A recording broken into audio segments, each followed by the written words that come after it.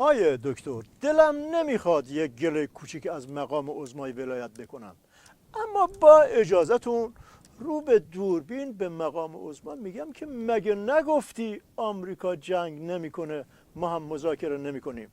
هنوز حرف تمام نشده بود این ظریف بدبخت و راهی مذاکره کردی، بعدم که قبول نکردن اومدی گفتی امت آرایش جنگی بگیره. آخه من نفهم، بلا نسبت این آقای دکتر بزن بهادر هم نفهم، همه پاسار بسیجی هم مشنگ و شوت، یعنی تو امت حزب الله یکی پیدا نمیشه بگه سب کن میرم ناکس بزن رو ترمز گاز بگی اون. من از مقام عظما سوال کردم، بهشون که توهین نکردم. کی مقام عظما رو ولش، به مقام شامخ ما توهین کردی این وسط. به کی آقا رو استراتژیست دعوت میکنی احترامشو داشته باش تا احترام تو نگر داره. من که البته همیشه احترام شما رو واجب میدونم. لازم نکرده اینطوری واجب بدونی. مرحوم ابوی همیشه میفرمودن بزن بهادر، عرض میکردم بله، میفرمودن که تو مراسم ختم یارو ورثه‌اش گفتن مرحوم وصیت کردن براشون سیاه نپوشید. یکی رفیقای مشنگش گفت مرحوم غلط کرده، ما به احترامش سیاه میپوشیم. روشن شد یه همچین بذارم که بری سیاه بپوشی و برگردی. دکتر ببخشید ولی الان با یه مجری استراتژیکی طرف نیستی، با یه سرگشته استراتژیکی طرفی که از روی بدبختی نظام اختیار این زبونش هم نداره، وگرنه شما که اقیانوس علم و حلم. راننده پایه یک، کسی که رو کرنر خودش ضربه هد میزنه، بر استراتژیستی که 150 کیلو دو ضرب میزنه، تازه اونم بدون دوپینگ، هر کی میخواد بیاد آزمایش کنه تا ببینه. بله راننده پایه یک بین‌المللی که کمرشکن و با بار میلگر توپ پیچ با پیچه هرا دنده عقب سربالایی تو شب تاریک و طوفانی میبره بالا، دستشیر رو میکشه و سویچ تحویل میده. اند مرام آخرت معرفت. آفرین، همیشه غلام ادبت بودم. حالا برو سر سوالا که دیگه بیادبی نکنی. آیه دکتر، ظریف تو آمریکا از رئیس جمهورشون تعریف کرد، چی شد وقتی برگشت تو نظام دوباره داد و بیدادا شروع شد؟ آها، مقام عظما فرستاده بودش واسه آزمایش مذاکره. شنیدی میگن یه دست صدا نداره؟ بله آیه دکتر. آها، ولی اونجا یه طوری خوابوندن تو گوشش با یه دست که صداش تا همینجا رسید. بعدش دیگه میخواستی چی بشه؟ خب ضایع که شد باید همین حرفا رو بزنه دیگه. مرحوم ابوی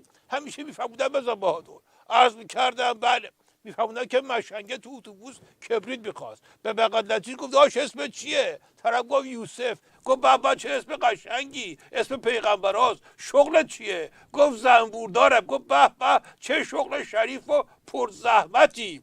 حالا کجا داری میری؟ گفت میره به اهواز. گفت به به عجب شهر قشنگی رو برای سفر انتخاب کردی. خب داشت کبریت داری؟ طرف گفت نه. مشنگم گفت نه و نکمه. یوفس هم شد اسم، مرتی که پشه باز تو این گرما سگ میاد بره مسافرت که تو میخوای بری.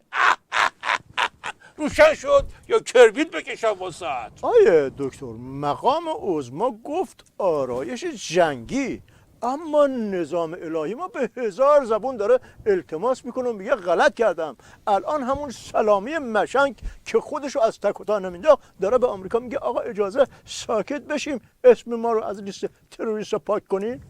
محکم بشین تا با یه بحث استراتژیکی شیک و مجلسی کل قضیه رو برات حالی کنم، اینطوری که با پاشنکش جا میندازم. آرایش جنگی واسه شیر مالی سر پاس بسیجی هاست. صلح هم مال وقتیه که ناو هواپیما بر با 80-90 هواپیما را میفته، همچین میزنه زیر هارتوبوتای قبلی که بیا و ببین. مرحوم ابوی همیشه میفرمودن بزن بهادر، عرض میکردم بله، میفرمودن به مشنگه گفتن سگتون بچه ما رو گاز گرفته. مشنگه گفت چی؟ اولا سگ ما گاز نمیگیره، دوم ما سگمون رو همیشه میبندیم، سوم ما اصلا سگ نداریم. روشن شد یا برفستم دنبال سگه. آیه دکتر، بی کسی بد دردی. آره، نظام الهی به اروپا دل بسته بود ولی آبی گرم نشد. آها، اینم یکی از همون بدبختی هاست.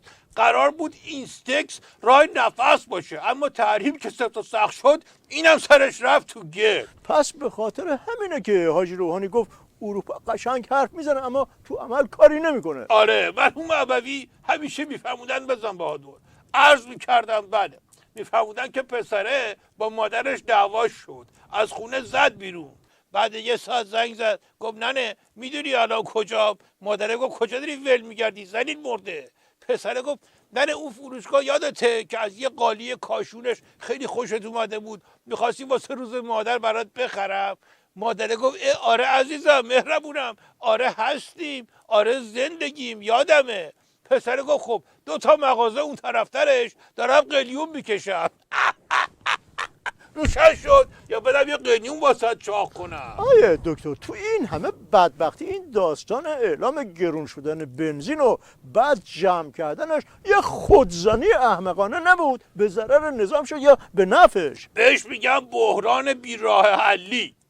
یعنی مثل کسیه که خودش میزنه پس گردن خودش، من برمیگرده میگه کی بود اذیت کرد، غلط نکن. مرحوم عوضی همیشه میفهمودن بزن بهادر. عرض کردم بله میفهمودن مشنگه داشت میرفت دید چند نفر میخوان یه گاو و بار نیسان بزنن، هر کاری میکنن گاوه تکون نمیخوره. این اومد دفعه بیاد رفت جلو گفت برین کنار همتون، من زبون گاوا رو بلدم. یکی عین همین تو خونه داریم. دست کشید به سر گاوه، گاوه راحت رفت سوار شد بالای نیسان هم گاز داد و رفت. بعد این خوشحال اومد خونه دید همه دارن گریه میکنن، پرسید چی شده؟ گفتن میخواستید چی بشه؟ گاومون رو دزدیدن. روشن شد یا میخواد برات بفرستم که بیا کمک بار زدن گاو. آیه دکتر قاسم سلیمانی این دفعه به جای هارت و پورت اومد به بسیجیه گفت نترسین، من از درون سیستمای آمریکا خبر دارم که حمله نمیکنن، از دنده عقب خفتبارش میگذرن. ولی این مگه با درون سیستمای آمریکایی ارتباط داره؟ خالی بندی 2 جوره. یه مدلش خرج داره، همونی که میگه آی تنگه میبندیم، آی تا 2-3 هزار کیلومتری دور و بر نبیرم ناب به چرخه، آی کاخ سفید حسینیه میکنیم و اینا. یه مدل هم بی خرجه، به درد اقتصاد مقاومتی میخوره، عین همین مدلی که الان داره میگه. مرحوم عوضی همیشه میفهمودن بزن بهادر. عرض میکردم بله میفهمودن امام جمعه مسجده گفت 3 تا دزد رفتن خونه یه روحانی مثل من، همه چیشو دزدیدن، بار خر خودش زدن و با خره رفتن بیرون. 2 تاشون برای که سهم بیشتری ببرن سومی رو کشتن.